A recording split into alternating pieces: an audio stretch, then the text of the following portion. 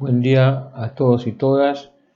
Bueno, el tema que veremos hoy son casos clínicos que ejemplifican la variación en la expresión génica. Vamos a ver dos casos clínicos que va a ser el síndrome de Marfan y osteogénesis imperfecta.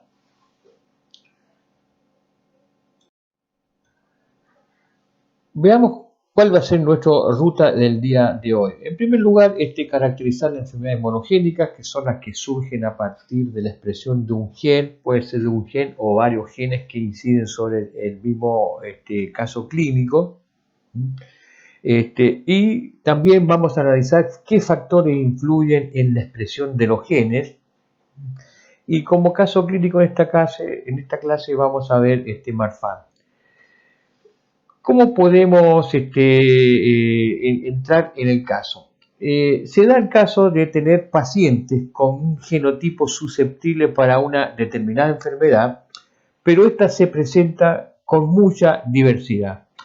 ¿A qué se debe? Es lo que vamos a ver. Y los dos casos clínicos que vamos a ver, como habíamos dicho, va a ser Marfan y osteogénesis imperfecta. Entonces vamos a entrar justamente cuáles son los factores que influyen en los patrones de la expresión fenotípica de estos genes. Dos mecanismos importantes a tener en cuenta. Es el concepto de penetrancia, que ya nosotros lo habíamos analizado en clases anteriores. Es la probabilidad de que un gen presente cualquier nivel de expresión fenotípica. O en la probabilidad de tener un gen presente algún nivel de expresión fenotípica. Y la otra es la expresividad variable. Es la gravedad en la expresión del fenotipo, o sea, es la gravedad en la presentación del cuadro clínico.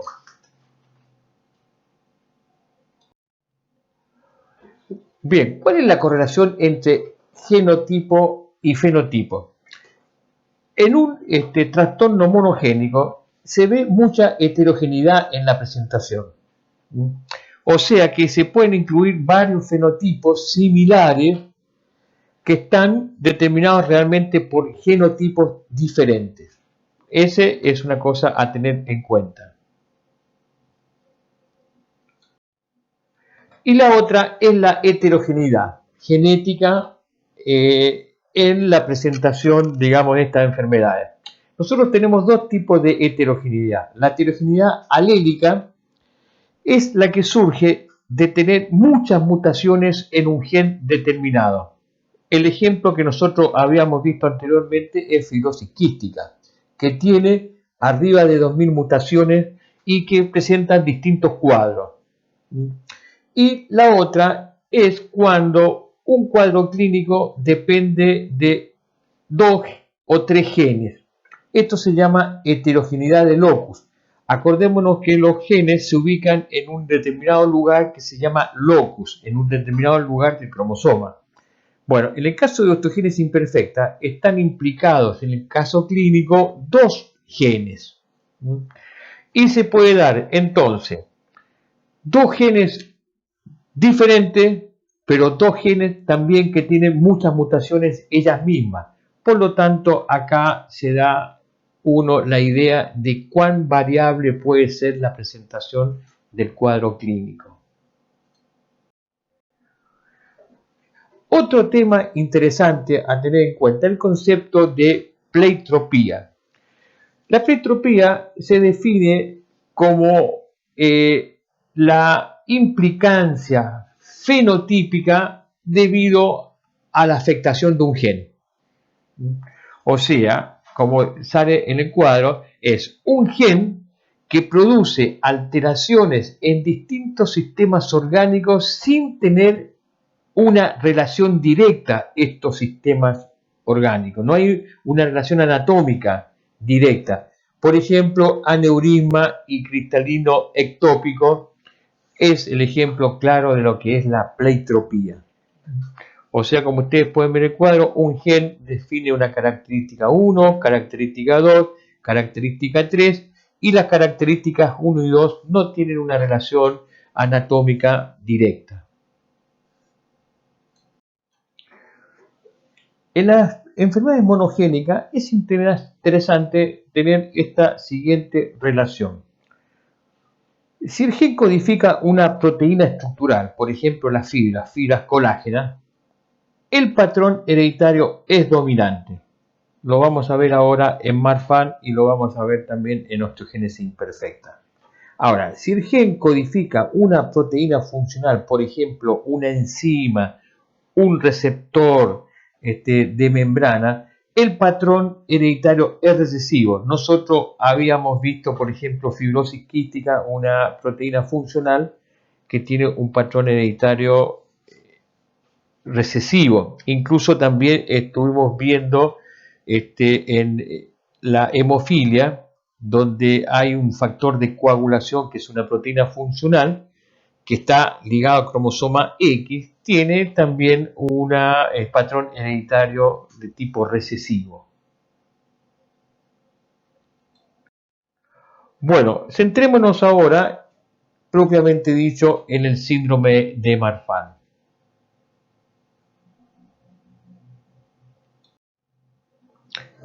El síndrome de Marfan se debe a un problema en el tejido conectivo, hacia uno de los componentes del tejido conectivo que son las fibras. Las fibras que están afectadas son las fibras elásticas, pero la conformación estructural de la fibra elástica depende de, es un polímero que llaman de una fibrilina. Entonces, lo que está afectado es el gen que codifica para la fibrilina. Entonces, lo que va a estar afectado fundamentalmente son todos aquellos órganos que tienen una composición muy importante de fibras elásticas. Por ejemplo, la aorta, el sostén de cristalino y el periósteo. Ahora, ¿cuáles son los sistemas que están afectados? El esquelético, el ocular y el cardiovascular. El esquelético, los miembros son anormalmente largos por el tema de un problema en el periósteo. En el ocular vamos a tener miopía y luxación de cristalino. Y la cardiovascular, dilatación de válvulas o aorta. Acordémonos que la aorta, la túnica media de la aorta elástica, tiene muchas fibras elásticas. Bien, y habíamos dicho que todo gen que codifica para una proteína estructural tiene un patrón hereditario dominante.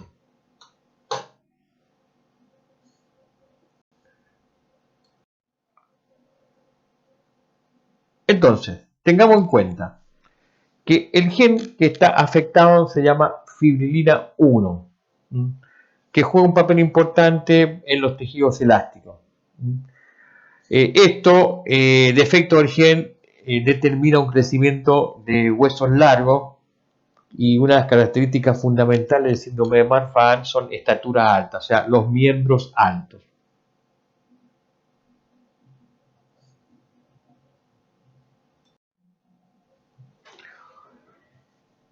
Veamos la etiología genética. Es una enfermedad autosómica dominante. Autosómica porque el gen está alojado en el cromosoma 15, en el brazo largo, en el bandeo 21. Está afectado el gen la fibrina 1, conocida como FBN1, pero también existen, digamos, otro gen que está implicado en esta enfermedad de Marfan, que es la fibrina 2, que mapea en otro cromosoma, que se caracteriza por presentar fundamentalmente lo que se llama aracnodactilia. Bien, vamos a ver entonces un concepto importante que habíamos anunciado anteriormente, que es la expresión variable. No todos los individuos presentan la misma manifestación clínica ni la misma severidad en la enfermedad. Acá vemos a la izquierda un chico con típica expresión muy grave de el síndrome de Marfan. Vean la figura como es.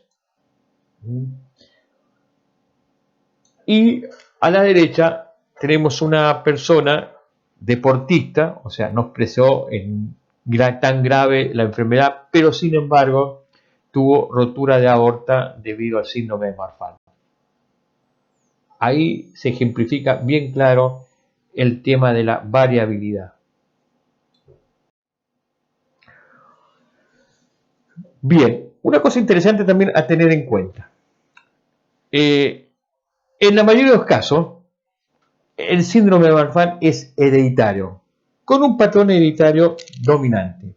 Pero en un 30% de los casos, los padres son normales, no llevan ese gen susceptible para tener el síndrome de Marfan. Sus genes son sanos. Entonces, ¿qué ha pasado? Lo que ha pasado es que a nivel de la gametogénesis se produjo la mutación. Estas mutaciones que aparecen se llaman mutaciones de novo.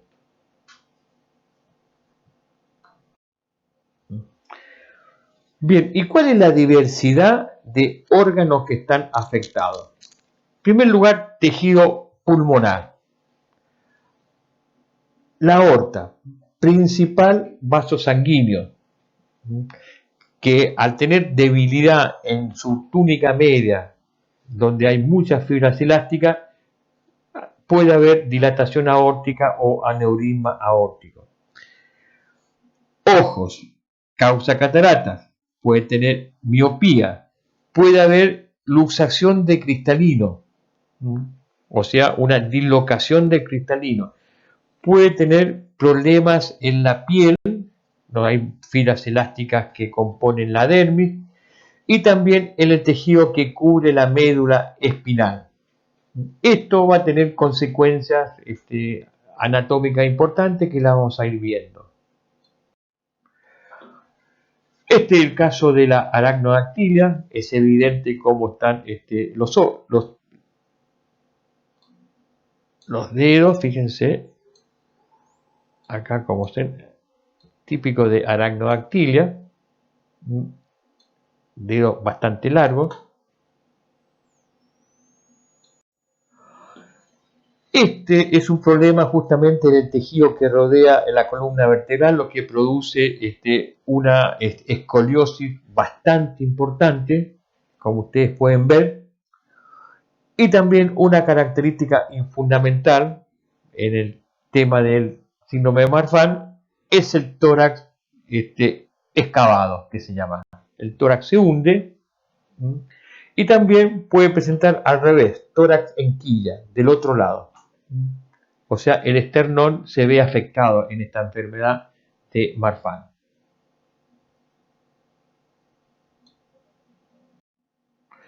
Esto es lo que se llama luxación de cristalino. Como ustedes pueden ver, es bastante claro acá donde se nos presenta. Eso es la luxación de cristalino. Otros exámenes que debería dar el médico enseguida es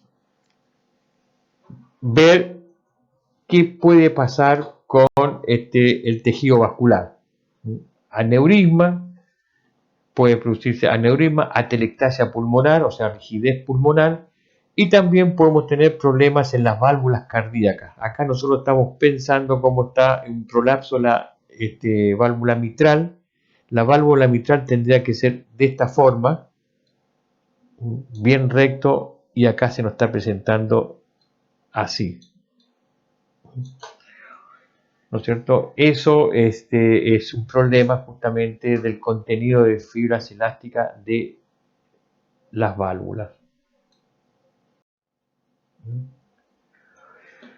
Bien, ¿qué hay que tener en cuenta? Una vez que hacemos la consulta médica, estar atento a la escoliosis.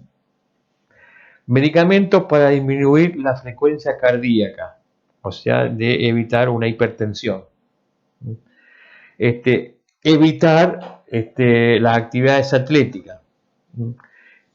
Incluso algunos pacientes pueden ser susceptibles a un trabajo quirúrgico a nivel de las válvulas y en la raíz de la aorta.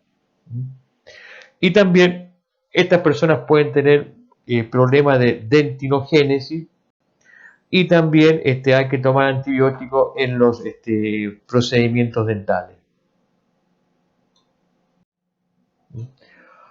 Bien, ¿qué es lo que hemos visto en la presentación de este caso del síndrome de Marfan? Es, en primer lugar, la variabilidad en la expresión genética, que incide sobre la variabilidad en la expresión fenotípica. Y a nivel, digamos, médico, es la variabilidad en los signos clínicos. Y también vimos el caso de pleitropía, en donde hay incidencia en distintos sistemas orgánicos. O sea, un gen incide en la afección de distintos sistemas orgánicos. Bueno, eso ha sido todo por esta clase. Ahora va a venir la clase de osteogénesis imperfecta, que vamos a profundizar en el caso de la variabilidad en la expresión de genes. Esto ha sido todo por hoy. Nos veremos en la próxima clase.